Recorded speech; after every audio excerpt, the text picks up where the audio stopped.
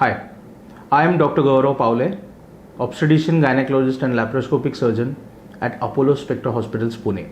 So today we are going to talk about less scars, more stars, the benefits of minimal invasive surgery in gynecological practice.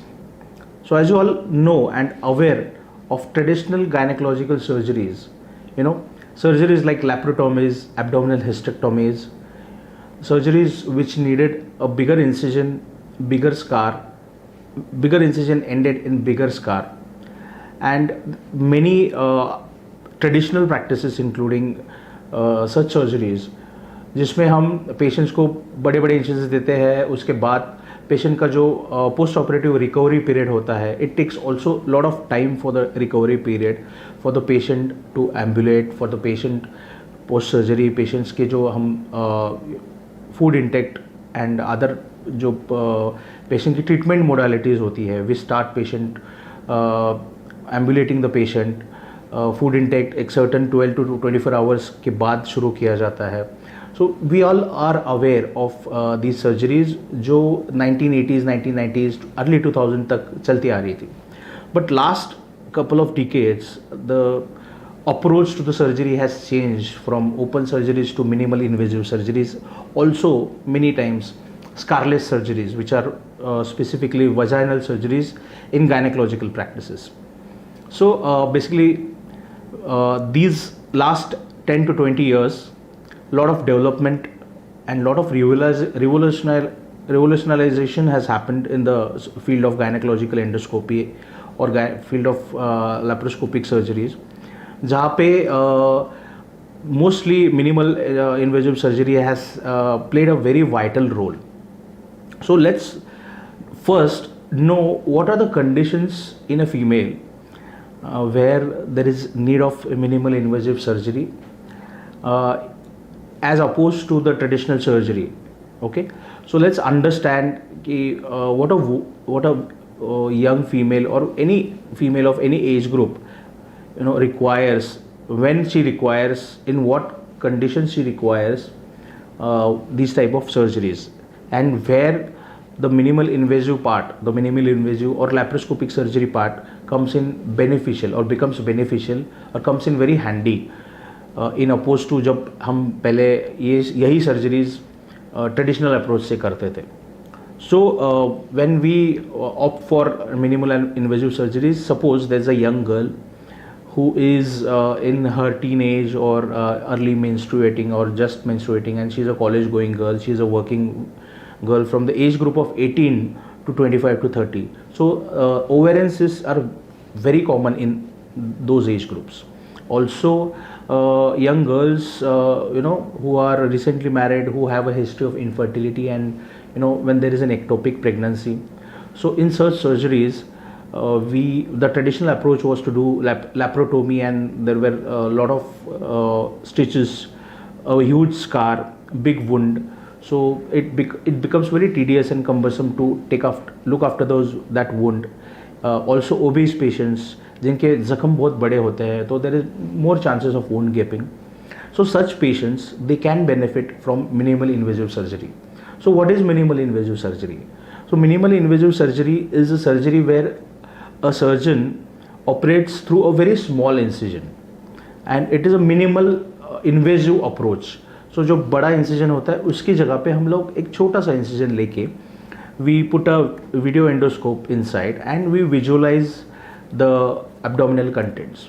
So it allows us to see what is going on inside the patient's abdomen, especially in gynecology, which is related to abdomen. So it allows us to see the patient's abdomen and its contents, all the other organs. So it gives us a wide view through the camera. It gives us a very wide view of all the contents. So it also, there's a biggest advantage is also through such a small incision we can get to know other issues as well, whether there are whether the ovarian cyst, in suppose this girl or some girl who's young girl, she has an ovarian cyst. So whether that ovarian cyst is there is a torsion, whether there are any adhesions. So it can be visualized in a single small incision, and another couple of incisions are made in order to facilitate the other instruments which we use in during the surgery, which are called as graspers or forceps or cauteries, unipolar, bipolar cauteries. And we get a view operative field on a very large TV screen where we can see what is the current scenario, and then we proceed with the surgery. So the first advantage is we get a very broad view, clear view, because the cameras are HD cameras. Mostly all the systems are HD systems, so a very clear cut picture with very good, absolutely very nice resolution, HD resolution, and a 3D view. So basically a complete 3D picture of the abdomen is seen. That is the first advantage. Second advantage is a young girl who is undergoing such surgery. She has a very less scar or a minimal scar. So a scar is almost 1 centimeter to 1.5 to 2 centimeter scar, as against to previous surgeries जो laparoscopy हम लोग करते थे, तो there were huge scars and it left a huge mark. So that is the advantage. Second is when they have a ectopic pregnancy, during also ectopic pregnancy, the same advantage of minimal invasive approach and clear picture view. Then many women who suffer from perimenopausal issues, postmenopausal bleedings, also fibroids, also issues with abnormal uterine bleeding. So women who get diagnosed with uterine fibroids or endometriosis, endometrial hyperplasia, all those other issues can be tackled through minimal invasive surgery. Women who are obese patients, obese patients have a tendency, there is a lot of fat present on the abdominal, especially on the abdominal area. And when we take a traditional incision, it has to be, it requires a huge incision which has lot of flaws for the wound healing part, because there are a lot of scope of infection because of the fat content, because of the obesity. So the sweat can get accumulate into the areas where the wound is present, and also hygienic issues, and that is why the wound can get infected. So in particular obese patients, when we advise them minimal invasive or laparoscopic surgeries, suppose there is a patient who is a 40-year-old or 45-year-old female and she has fibroid uterus size, they vary, fibroid sizes they vary from 8 weeks uterus to almost 30 week size uteruses. So they are pretty huge uteruses. So such a huge specimen or such a big surgery, in order to carry out that surgery, minimal invasive surgery or laparoscopic surgery possesses its own advantages. So as I told you earlier, the first advantage is minimal invasive approach. Multiple small ports and multiple small incisions are made. We have a great view to see all the contents. Then the most important part is minimal blood loss, which is a very important factor, because it avoids, because of the minimal invasion, it avoids, or you can say कि हम बहुत सारे blood vessels और major vessels, arteries, veins उनको avoid करके, because our approach area or the surface that we penetrate is it is limited, it is very small. So we try to avascular area से we try to have that approach through that avascular area, and that gives us a advantage, and minimal blood loss उसकी वजह से होता है, as against to traditional surgery when especially a patient is an obese patient, if it is associated with other comorbid conditions such as diabetes or hypertensive disorders or some coagulopathies. If the patient has a history of previous surgeries, then there are a lot of chances of adhesions, जो other muscles, intestines, omentum, they can get adherent to the uteruses. So separating them during an open surgery, yes, results in a lot of blood loss, as opposed to laparoscopic invasive, minimal invasive surgery, where the blood loss is contained, or it is contained and it is kept under the control of the operating surgeon.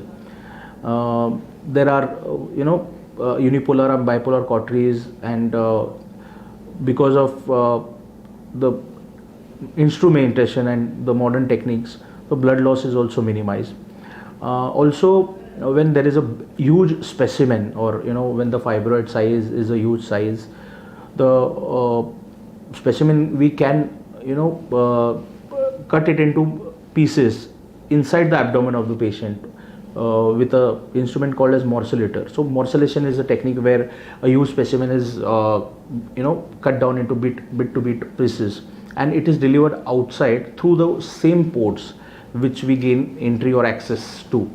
So we don't need to cut open the abdomen of the patient in order to gain in order to deliver that specimen outside. This is also a very big advantage in case of, specifically in case of a huge uterus, or a uterine fibroid, or multiple fibroid uterus, or a big cyst. Also, this is an abdominal approach. In minimal invasive surgery, there is also another approach, which is a vaginal approach. So vaginal approach, or vaginal hysterectomy, or vaginal surgeries. So vaginal hysterectomy in particular also is a minimal invasive surgery, or you can also call it as a scarless surgery, because that is completely vaginal. That is a completely vaginal approach, and the specimen is delivered through a vaginal surgery, and there is no incision seen on the abdomen. Hysteroscopy, infertility patients, role of hysteroscopy and hysterolaparoscopy. So young patients who are undergoing infertility, or who are very eager to conceive, and planning for their children, or planning for the first baby, or usually the first baby, they have many patients have one child, and then they want to have a second child after a couple of years, or after many years. And if they are having any issues, so we advise the patients to undergo hysterolaparoscopy, or mostly in patients who are seeking pregnancy for the first time, and in order to diagnose why the cause of the infertility, we advise the patients for hysterolaparoscopy. So what is hysterolaparoscopy? Hysteroscopy first is entering through the vagina and going inside the uterus, just to visualize the contents of the uterus from inside. So the advantages are to understand whether there are any anomalies, whether there are any anomalies, or whether the uterus has a different shape which is abnormal, or which is deviating from the normal shape, or whether there are any symptoms, or whether there are any factors which are hampering the pregnancy, such as the uterine adhesions. There are many syndromes which are associated with infertility. The narrowing of the cervical canal, any fibroid or any cervical polyp, whether it is in the way, and it can be it is present in the uterine cavity, and it can be resected via hysteroscopy, via a resectoscope. So that hysteroscopy allows us doctors, clinicians, or gynecologists, or infertility specialists to know the exact condition of a particular patient's uterus, and the inside of the uterus, the contents, and the normal ecostructure and pattern of the uterus.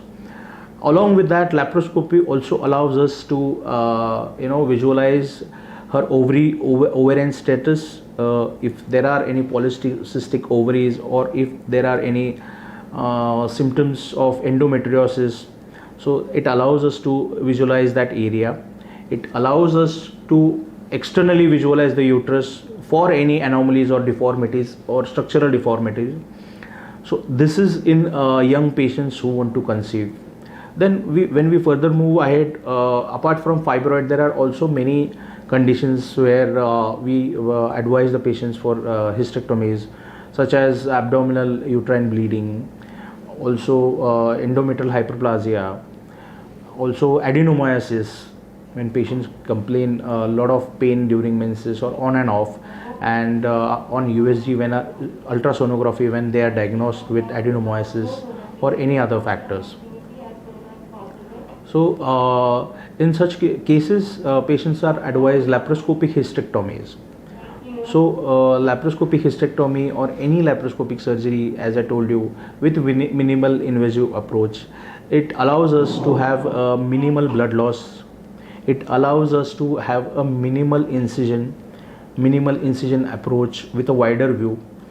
It allows us to deliver the specimen either through the vaginal route or by a process called as morcellation, and through the same ports that we create during the entry. It also allows post-operatively. It also allows patient in as opposed to traditional surgeries where patients were kept nil by mouth or NBM, that is what we call in our language, for 12 to 24 hours. And we start them, they would be started on liquid diet, and then slowly gradually the diet and the ambulation of part of the patient would be progressed. But laparoscopy, in many institutes, it is like a daycare procedure now. Patient is admitted in the morning, patient is the surgery is performed, and patient can be discharged also in the evening. So this has been the revolutionary change brought in by laparoscopy, where the patient doesn't need to get admitted for 10 to 15 days. Patient doesn't need rest for one or 2 months or 3 months. So because of the minimal invasive technique, because we avoid many arteries, veins, innervations, also many, the lot of when there is a huge deformity or huge structure or huge uterus which has to be delivered, the dissection of the muscles or dissection of the tissues, dissection of the, there is a lot of when especially in previous surgeries, previous cesarean cases or previous laparotomy cases, when there is lot of congestion and lot of tissue congestion, and when there are a lot of involvement of other tissues. So in such conditions, laparoscopy gives us an advantage. Patient can be early ambulated. Patient can immediately after 6 to 7 hours of surgery, patient is able to walk, patient is able to get up, and another couple of days patient is completely normal. Patient can walk and climb the stairs. There are no restrictions post surgery. Heavy lifting, rest for 2 to 3 months not required in minimal invasive surgery. Many patients who have predisposing factors such as diabetes, hypertension, in such conditions, minimal invasive surgery is very much beneficial, because in diabetic patients, first and foremost, most important thing is wound healing, because of the because of the diabetic status of the patient. So because of the minimal invasive surgery, the wound, because of the smaller nature of the incision, the fear that everybody or every clinician or even the patient they have when a patient is severely diabetic, of the wound getting infected. So that is reduced. That risk is reduced. Many other factors patient can, due to the early mobilization and due to the benefits of minimal invasive surgery, patient can resume their work. Patient, the maximum amount of rest that is required for a patient is around 10 to 15 days, and after 10 to 15 days patient can resume work. That is also on the individual patient's tolerance level. Patient can resume their work after 6 to 7 working days also. So minimal blood loss, early ambulation, early diet we can start the patient on early diet as well. Minimal hospitalization, minimal stay of the hospital, minimal blood loss, a minimal invasive incision, a broad view of all the organs, because the endoscopes are equipped with certain maneuvering techniques. We are able to visualize all other organs in case we suspect any damage during the surgical procedures. So that is how minimal invasive surgery in gynecological setup is effective against a traditional surgery. Patients who suffer from such conditions such as fibroids, menorrhagia, or dysfunctional uterine bleeding, patients who have ovarian cysts, so all these surgeries can be performed laparoscopically. So in order to avoid, it is also beneficial cosmetically because there is no scar, almost a small scar, or there is no scar. So there is always a benefit when you compare it with a bigger incision or a bigger scar. Smaller scars, they heal faster. So multiple small scars, because multiple smaller incisions, the other incisions, the bigger incision is a 1 to 2 centimeter incision, which is required for the endoscope to get for the entry of the access of the scope. But other small incisions are almost 0.5 to 0.8 centimeter incisions. These incisions allow us for quick healing and minimal scars. Post surgery patient, there are very minimal complications. Patient does not feel any. So usually during a laparotomy or post laparotomy or post hysterectomy surgeries, open surgeries, often patient complain of some pulling sensation or some cramping sensation in the abdomen because of the tissue handling and stretching of the muscles during the surgery. So this is avoided in a minimal invasive surgery. The post surgery pain is avoided in minimal invasive surgery, and it is very beneficial for to boost the confidence of the patient as well. You know, when imagine a patient who has undergone a surgery and is recovering for 1 to 3 months, but minimal invasive surgery, any laparoscopic surgery patient is recovered within hours.